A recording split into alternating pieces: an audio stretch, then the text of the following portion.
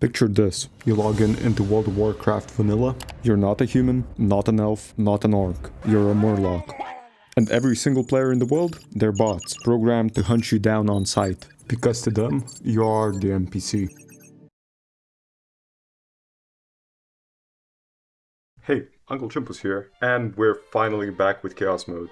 I know it's been a while since the last episode, but I had to implement a lot of changes, some of the good suggestions that you guys made. So let me tell you what changed since last episode. First off, I got rid of the different skill trees for every single specific race. Now, every race has 3 different classes to choose from.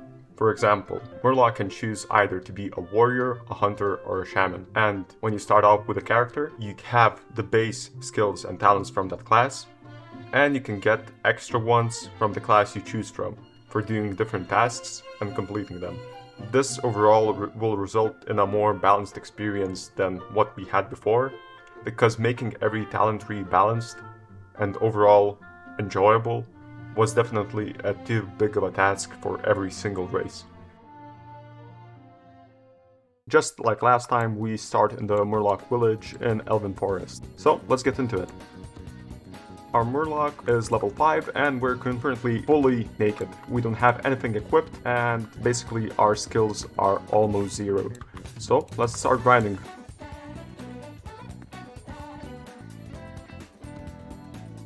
It seems our skills currently are a bit too low to take on enemies that are our level, so we have to level our skills for a bit.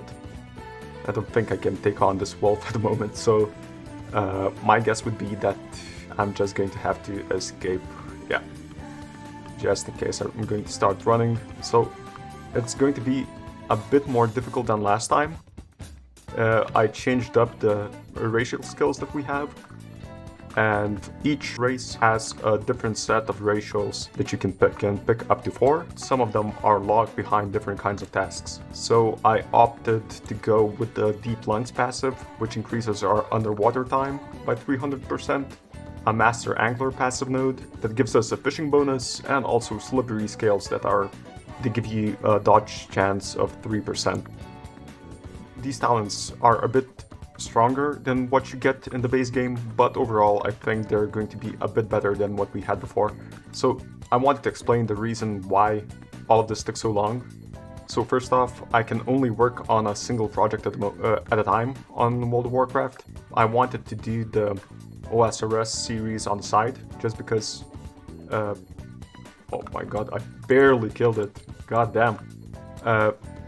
Yeah, so I can only work on a single project at a time, and I wanted to finish the randomizer series before starting this one. So you're going to get more updates on that one, but now the main focus is going to be the Chaos game mode.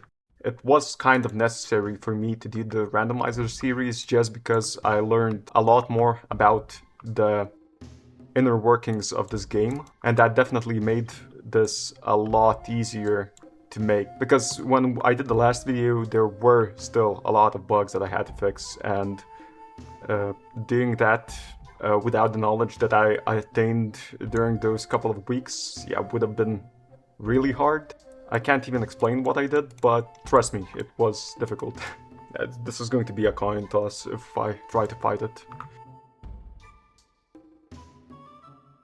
It would really suck if I died on the first few minutes of gameplay. But it seems I'm losing this one, so I'd rather just escape. If we were able to escape, but all of this is pretty hard at the start.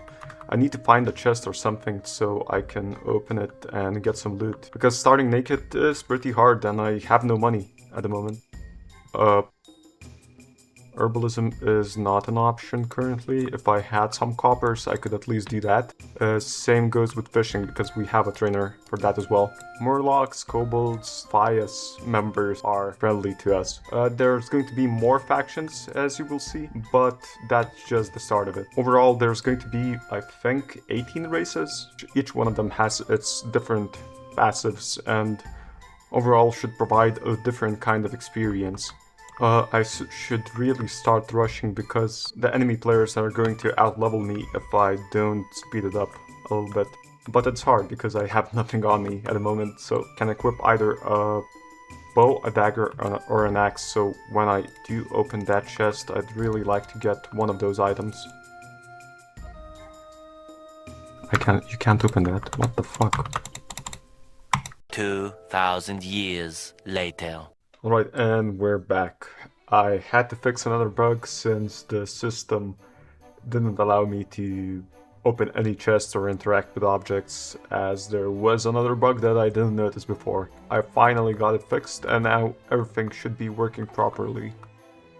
And here we go. I'm quite a bit out leveled, so I'll try and stay away from any other players.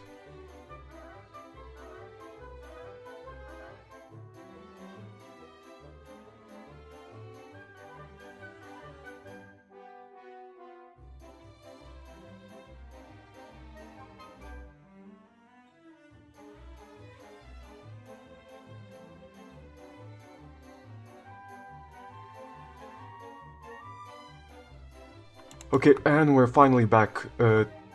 For some reason I was still unable to fight some of the bots that were created. I had to reset the whole system. Now everything should be working fine, I think. But yeah, overall this is just a good showcase why it would be unplayable for most people. It requires both a lot of patience and a lot of bug testing and fixing, and overall this couldn't be even considered an alpha build. And I managed to die in the most stupid way possible just because I forgot to add one of the NPCs to the Chaos Skin faction. I'm just gonna go for another Murloc hunter. Just to make things a little bit easier, I'm going to give a starting weapon to all of the races and class combinations. We only have Raptor Strike, and for now we cannot learn any new abilities. Just to make the editing process a bit easier, I wanted to, instead of giving the talents and skills that I learn automatically and without any notifications, I wanted you guys to be more aware of the changes, just to make it a better viewing experience, I guess. Because at first, all of those changes that did happen were more or less invisible, making it hard for me both to edit the videos themselves and for you guys to notice what differences there are in terms of power. So we're going to have to learn those skills at a trainer. So for now, we need to level and to somehow manage to get to one.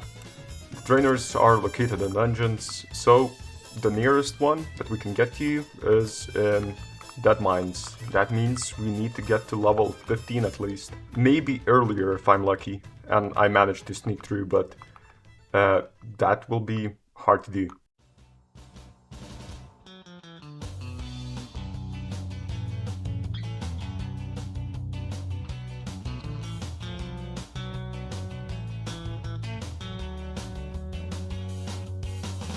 Still at level 9, and the major difference now was that I changed the bot behavior a little bit from last time.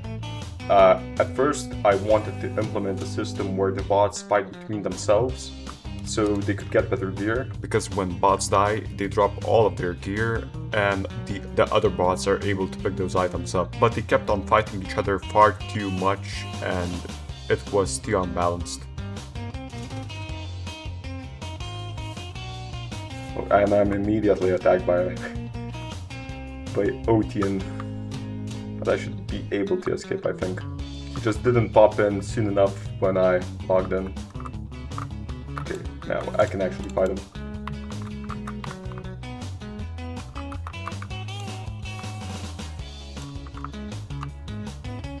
But I think he's going to have the upper hand just because he can heal himself.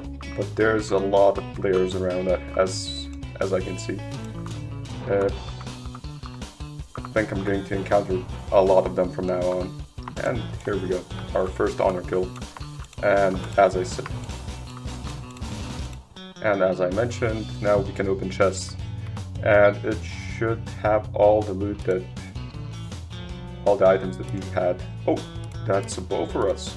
But I do not have any arrows, so it's kind of pointless at the moment.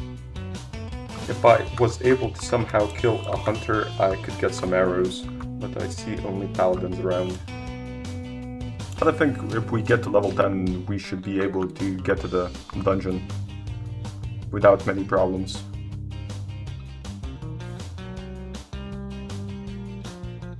Of course, there are some dangerous enemies near the dungeon, but I think we can make it through. But I wanted to talk about the abilities that we're able to get. Oh damn. Oh fuck. Need to pop a potion.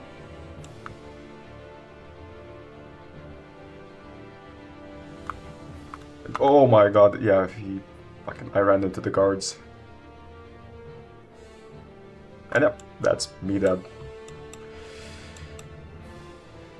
Fuck me.